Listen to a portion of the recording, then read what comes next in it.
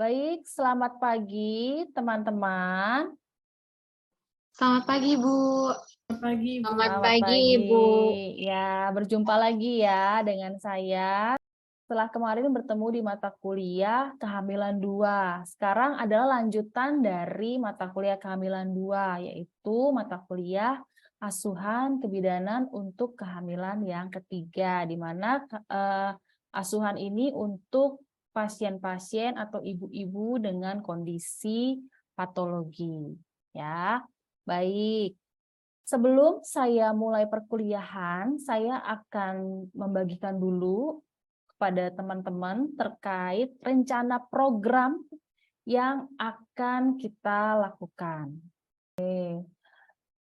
Perkuliahan kita kali ini tentang asuhan kehamilan 3, ada 4 SKS, 3 SKS teori dan 1 SKS praktik ya. Ini merupakan semester genap, waktunya dimulai dari hari ini 10 Mei sampai 31 Mei 2022 nanti ya. Untuk teori dan prakteknya 1 sampai 7 Juli 2022. Nanti perkuliahan kita itu akan dilakukan setiap hari Senin sampai dengan Kamis jam 8 hingga 15.40. Lalu di hari Jumat juga ada, cuma untuk jamnya berbeda, yaitu jam 9.50 sampai 15.40. Nanti untuk pengajarnya ada saya, Diah Woro, dengan Ibu Kusmianti. Nanti akan ya. Syarat untuk mata kuliah ini adalah teman-teman sudah lulus pada mata kuliah asuhan kehamilan 1 dan 2. Jadi kalau misalkan belum lulus di mata kuliah kehamilan 1 dan 2, maka tidak boleh untuk melanjutkan ke kehamilan 3. Berarti ketika teman-teman sudah ikut masuk dalam perkuliahan ini, berarti sudah lulus dan memenuhi prasyarat untuk mengikuti perkuliahan ini, ya. Nanti untuk deskripsinya, teman-teman itu akan mempelajari tentang komplikasi, screening resiko, risk assessment tools, kemudian manajemen dan administrasi obat yang digunakan dalam asuhan kebidanan, asuhan antenatal pada kebutuhan kompleks, kemudian hingga pembelajaran interprofesional dan bekerja interdisiplin, refleksi praktek klinik penurunan risiko, dan promosi kesehatan dalam antenatal. Gitu ya. Nah, nanti untuk perkuliahan ini saya sudah paparkan juga di sini dalam RPP, nanti RPP-nya juga akan saya berikan terkait evaluasi. Untuk mata kuliah ini ada evaluasi teori, itu berupa evaluasi 1 dan 2, UAS dan UTS. Lalu untuk praktek ada role play 20%, praktik lapangan 20%. Kemudian nanti ada penugasan. Jadi setiap kali pertemuan itu selalu ada tugas terstruktur dan tugas mandiri. Ya, jadi setiap kali pertemuan per SKS itu 170 menit, ya, di mana 50 menitnya itu pengajaran, lalu 60 menitnya untuk tugas terstruktur dan selanjutnya adalah tugas mandiri. Ya, lalu harus ada penilaian soft skill based dan kehadiran harus 100%. Kalau kehadiran kurang dari 100%, maka akan diperhitungkan apakah diizinkan untuk mengikuti ujian atau tidak, gitu ya. Di sini saya juga sudah tuliskan untuk kisi-kisi UTS dan UAS-nya beserta jumlah soal dan bobot nilai. Ya, untuk UTS nanti jumlah soal adalah 50, kemudian ini ada persentasenya. Lalu untuk UAS juga total soalnya 50, kemudian ini ada persentasenya. Ini ada beberapa daftar pustaka yang bisa teman-teman gunakan dalam perkuliahan ini, baik untuk referensi. Lalu untuk media pembelajarannya, nanti kita bisa menggunakan media Teams atau Zoom seperti ini, atau Microsoft Form untuk kita melakukan ujian, dan Mentimeter untuk kuis setiap kali pertemuan. Gitu ya. Lalu untuk asesmen pada perkuliahan ini, tes tertulis secara online, kemudian lembar penilaian berupa presentasi dan role play, lalu ada observasi praktik. Jadi nanti ketika praktik ada daftar tilik yang akan mengobservasi praktik teman-teman. Nah, untuk pertemuan pada mata kuliah ini ada 16 kali pertemuan, 1 UTS dan 1 UAS. Jadi pertemuannya 14 tatap muka ya. Untuk PJ-nya jangan lupa juga untuk selalu membuat jurnal atau laporan kegiatan setiap kali perkuliahan ya. Kita mulai untuk pertemuan kita yang pertama ya. Apakah sudah terlihat? Sudah, Ibu. Oke. Kita akan mempelajari tentang komplikasi kehamilan. Ya, tentu teman-teman sudah kenal ya dengan saya. Kalau lupa, ini ada nomor telepon, kemudian ini ada email saya, kemudian ini ada nama saya. Ya, kita berkomitmen dulu nih. Setiap perkuliahan selalu ada komitmen secara bersama-sama untuk proses perkuliahan menjadi lebih lancar. Saya harapkan untuk teman-teman datang selalu tepat waktu ya, sehingga perkuliahan juga akan berjalan sesuai dengan jadwal yang sudah ditentukan ya. Nanti ada konsekuensi kalau misalkan teman-teman datangnya tidak tepat waktu dan kita tentukan saja bersama-sama. Nah, nanti kalau 2 sampai 3 kali tidak mengikuti perkuliahan, maka tidak diizinkan untuk mengikuti ujian. Ya, setuju? Setuju, Ibu. Setuju. Lalu selalu on cam dan mikrofonnya dalam kondisi off, kecuali kalau teman-teman memang mau bertanya atau mengutarakan pendapat. Boleh ajukan tangan dulu atau tunjuk tangan dulu, nanti saya persilahkan untuk berbicara dan menghidupkan mikrofon. Ya, jangan lupa untuk absensi juga. Ya, nanti ada absensi yang akan dibagikan oleh PJ mata kuliah Bella ya yang akan membagikan. Oke, baik. Nah, untuk mata kuliah ini indikator yang akan kita capai itu apa? Jadi setiap perkuliahan harus ada indikatornya. Jadi apa nih yang tujuan pada mata kuliah ini? Teman-teman bisa menjelaskan komplikasi kehamilan. Karena kita akan membahas tentang anemia, teman-teman bisa menjelaskan pengaruh anemia dalam kehamilan pada pertumbuhan dan perkembangan anak, tentunya ada hubungannya dengan stunting. Kenapa sih anemia bisa berhubungan dengan stunting? Nanti akan kita bahas lebih lanjut. Lalu selanjutnya, menganalisis penata laksanaan pencegahan anemia. Jadi setelah teman-teman belajar, harapannya bisa menganalisis nih. Kalau sudah tahu tanda bahaya, tanda gejalanya, kemudian keluhannya seperti apa, terus akibatnya seperti apa, bisa menganalisis pencegahannya. Tuh, ya. Nah, topik yang akan kita bahas nanti ada pengertian, klasifikasi, tanda gejala, patofisiologi, komplikasi ibu dan janin, serta pencegahan dan tata laksananya. Oke, saya mau review dulu nih pertemuan kita yang kemarin, pertemuan di asuhan kehamilan 2 dengan Ibu Evi ya. Asuhan kehamilan 2 itu sudah membahas tentang ketidaknyamanan dalam kehamilan. Nah, ketiga ini kita bahas tentang komplikasinya nih. Kira-kira silahkan di screen capture untuk logonya atau bisa masuk ke menti.com dan masukkan kode ini.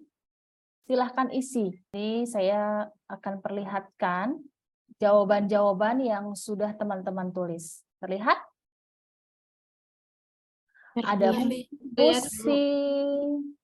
Ada pusing, ada anemia, ada kaki bengkak,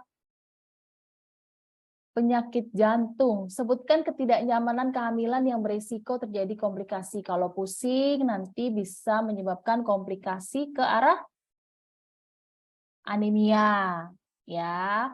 Kemudian apalagi? Kaki bengkak bisa terjadi komplikasi ginjal.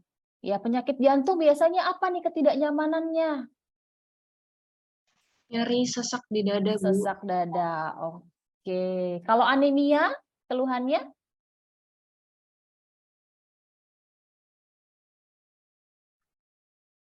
Pusing ya. Kalau anemia, mudah lelah.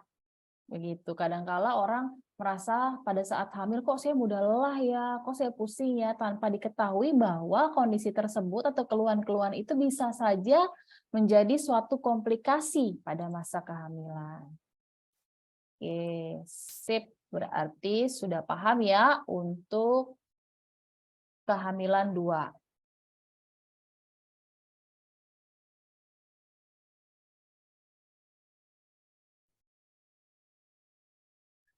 Lalu untuk selanjutnya kita akan bahas tentang komplikasi kehamilan.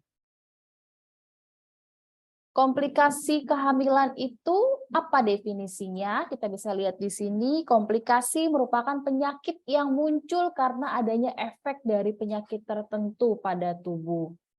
Jadi dia tidak muncul serta-merta dia datang sendiri, tapi karena ada pencetusnya, ada efeknya, gitu ya, dari penyakit tertentu, sehingga menimbulkan komplikasi. Nah, komplikasi kehamilan itu apa? Kejadian yang muncul akibat kondisi patologi dalam kehamilan. Nah, berikut merupakan komplikasi-komplikasi pada kehamilan. Ada anemia, kemudian ada perdarahan. Kalau anemia kira-kira akibatnya apa ya nanti? Bisa Oke, apakah saya terlalu cepat? Tidak, Ibu. Sudah cukup ya. Oke. Nah, di sini kita bisa lihat bahwa memang kenapa sih kita perlu mempelajari komplikasi? Karena komplikasi itu penyebab langsung kematian ibu pada pasca melahirkan, sekitar 75%. Nah, bahkan sudah menjadi tujuan pemerintah untuk menurunkan angka kematian ibu itu hingga 70/100.000 kelahiran di tahun 2030 dan menjadi fokus dalam SDGs. Ya, yang tujuan nomor 3 yaitu untuk kesehatan. Oke. Apa yang banyak menyebabkan seorang ibu hamil itu meninggal? Adanya komplikasi dalam kehamilan, Bu. Ya, komplikasi dalam kehamilan, abortus ya, kemudian ada infeksi, tekanan darah tinggi, kemudian adanya perdarahan. Nah, itu yang menyebabkan banyak kematian terjadi pada ibu hamil. Nah, salah satu komplikasi dalam kehamilan adalah anemia. Anemia itu hubungannya dengan apa? Darah. Dengan darah, ya. Jadi kalau misalkan kondisi sel darah merah dalam tubuh kita kan ada berapa sel darah merah? Ada berapa sel darah? Ada sel darah merah, ada sel darah putih, Plasma darah. ada plasma darah, ada trombosit. Oke. Nah, kondisi sel darah merah atau hemoglobin yang tidak cukup pada kebutuhan fisiologis tubuh itu disebut sebagai kondisi anemia. Nah, tapi beda-beda nih setiap orang tergantung dari tubuhnya, ya. Kondisi anemianya itu bisa saja disebabkan karena jenis kelamin, karena wanita dengan pria, maka kadar Hb-nya juga berbeda, akan lebih tinggi pada pria. Kemudian berdasarkan tempat tinggal, perilaku merokok, dan kehamilan. Jadi hamil merupakan salah satu penyebab terjadinya anemia. Kenapa? Ada yang bisa jawab, kenapa sih ibu hamil itu cenderung anemia? Karena terjadi hemodilusi, Bu. Iya, betul sekali Gita. Terjadi proses hemodilusi di mana tubuh itu melakukan peningkatan atau memperbanyak plasma darah. Sehingga pada ibu hamil itu kondisi anemia sering kali terjadi. Kalau misalkan ibu-ibu hamil, apakah kadar Hb-nya sama dengan ibu-ibu normal? Tentu enggak. Begitu pula untuk klasifikasi nih, WHO dengan Center for Disease Control and Prevention juga membagi bahwa kondisi anemia pada ibu-ibu hamil itu kadarnya berbeda dengan biasa. Ya, wanita biasa. Wanita biasa dikatakan anemia kalau kadar Hb-nya kurang dari berapa? Kurang dari 12. Ya, betul, kurang dari 12. Sedangkan untuk WHO menyatakan bahwa anemia pada kehamilan bila kadar hemoglobinnya kurang dari 11. Dan dibagi lagi nih, CDC menyebutkan untuk trimester 1 dan 3 kurang dari 11 dan trimester 2 kurang dari 10,5. Kenapa? Karena tadi sudah disebutkan ya, di trimester 2 ini ada proses hemodilusi sehingga kadar untuk klasifikasi anemianya pun lebih rendah dibanding trimester yang lain. Kemudian siapa sih orang-orang yang mungkin dapat mengalami anemia? Ibu-ibu hamil yang seperti apa? Itu namanya faktor resiko. Faktor resiko berarti tidak selalu terjadi. Kadang ada ibu yang terjadi, ada yang tidak terjadi. Misal, di sini disebutkan bahwa kehamilan multiple merupakan salah satu penyebab terjadinya anemia. Tapi ada juga nih ibu-ibu yang hamilnya sampai banyak tapi dia tidak anemia. Itu pun ada ya. Tapi ibu dengan kehamilan multiple lebih beresiko ya. Lalu asupan nutrisi kurang, kenapa dia beresiko terjadinya anemia?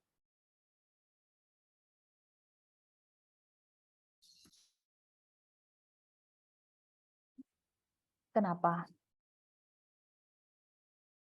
Karena nutrisi-nutrisi itu kan diperlukan ya untuk pembentukan sel-sel tubuh. Zat besi itu termasuk nutrisi, dan zat besi salah satu nutrisi yang dibutuhkan pada proses pembentukan sel darah merah dan hemoglobin. Ya, kalau misalkan nutrisi kurang, zat besi kurang, maka beresiko terjadi anemia. Ya, anemia kan ada macam-macam, ada anemia defisiensi besi, ada anemia defisiensi B12 dan sebagainya. Ya. Kemudian penyakit-penyakit infeksi patogen, artinya tubuh terpapar oleh bakteri dan virus-virus patogen, itu juga bisa menyebabkan tubuh anemia. Karena apa? Karena tubuh ketika dia dalam kondisi sakit, dia membutuhkan nutrisi yang lebih banyak. Ketika nutrisinya itu dia kurang, maka bisa menyebabkan terjadinya anemia. Gitu, ya. Makanya kenapa kalau orang sakit itu selalu dibilang makan lebih banyak, minum vitamin, karena memang tubuh memerlukan. Lalu kehamilan remaja, kenapa? Ya karena memang sistem tubuhnya belum terbentuk dengan baik. Usia dikatakan baik untuk hamil usia berapa? 20 sampai 35 tahun Ibu. Ya, 20 sampai 35 tahun. Kemudian yang tidak baik adalah kurang dari 20 dan lebih dari 35. Lalu paritas, jumlahnya banyaknya kehamilan atau jarak kehamilan yang terlalu dekat juga bisa berisiko terjadinya anemia. Ekonomi, kenapa ekonomi bisa menyebabkan anemia?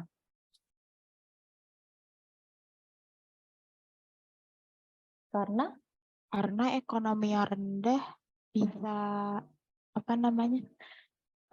asupan nutrisi ibunya juga berkurang, Bu. Ya, betul. Jadi kemampuan untuk membeli makanan, membeli nutrisi-nutrisi untuk mencukupi kebutuhan tubuhnya juga berkurang karena pengaruh ekonomi. Tahu pendidikan yang kurang juga bisa menyebabkan ibu tidak mengerti untuk ekonomi, untuk nutrisi yang baik. Lalu pengaruh budaya, kadang kan ada orang tua, ada mertua yang bilang, oh kalau lagi hamil nggak boleh nih makan ikan-ikanan, nanti anaknya jadi amis saat dilahirkan, misalkan seperti itu. Nah itu bisa mempengaruhi juga terjadinya anemia. Kemudian usia kehamilan, tadi sudah dibahas ya tentang hemodilusi. Tanda gejala ibu hamil anemia tuh bagaimana? Kalau orang atau wanita biasa deh seperti teman-teman, mungkin nggak terjadi anemia? Mungkin. Karena apa? Ya tadi, nutrisi yang kurang. Kemudian tiap bulan kita selalu terjadi menstruasi ya. Nah, itu kan banyak mengeluarkan sel-sel darah merah. Ya, bisa menyebabkan terjadinya anemia. Keluhannya ya sama. Nanti kalau misalkan belajar di kelas tiba-tiba, kok aku ngantuk, kok aku capek, kok aku mudah lelah, lesu, rasanya nggak semangat gitu. Itu bisa menjadi tanda gejala anemia. Nah, setelah kita lihat nih, ketika misalkan ada pasien datang dengan kondisi seperti ini, kemudian kita periksa, pastikan ya, sesuai urutannya ada tes subjektif dan objektif. Kita lihat nih di matanya, ternyata konjungtivanya pucat. Kemudian kita cek kadar Hb-nya kurang dari 11 gram. Lalu mata berkunang-kunang dan pusing.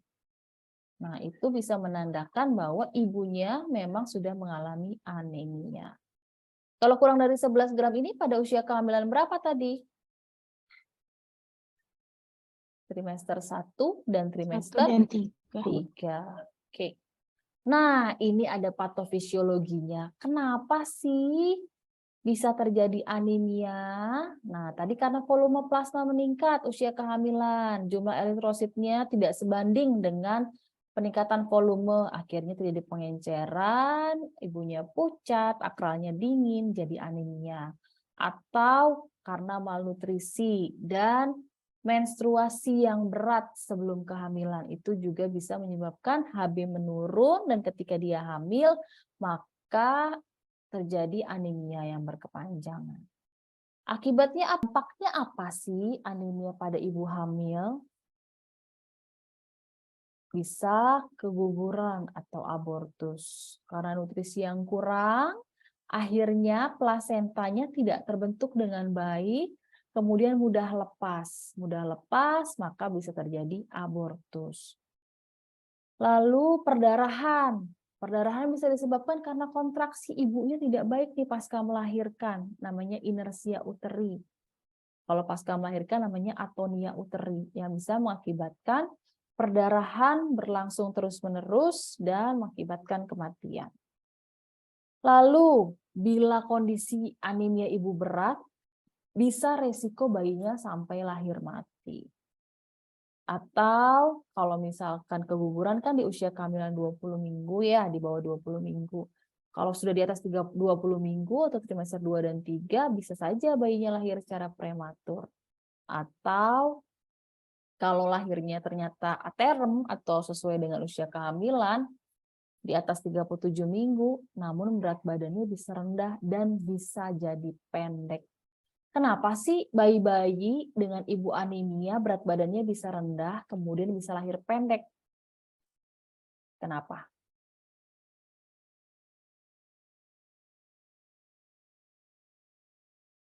Fungsinya Hb itu untuk apa?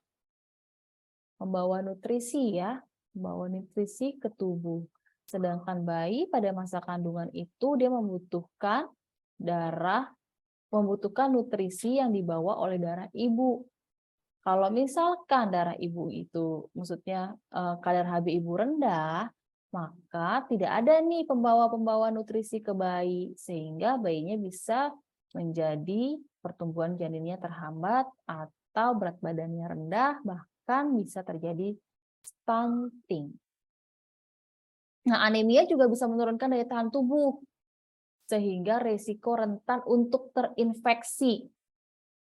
Ibu sudah terinfeksi, misalkan cacing, kemudian anemia daya tahan tubuhnya turun, terinfeksi lagi penyakit yang lain, tambah turun lagi. Kira-kira dampaknya bisa terjadi apa? Hingga kematian, karena itu lingkarannya terus berjalan. Gimana cara mencegahnya? Tadi kan penyebab utamanya karena kurang nutrisi ya, berarti kalau kurang nutrisi ya kita harus makan makanan yang bergizi. Vitamin C, kenapa sih vitamin C yang dipilih pada kondisi ibu anemia? Kenapa nggak vitamin yang lain?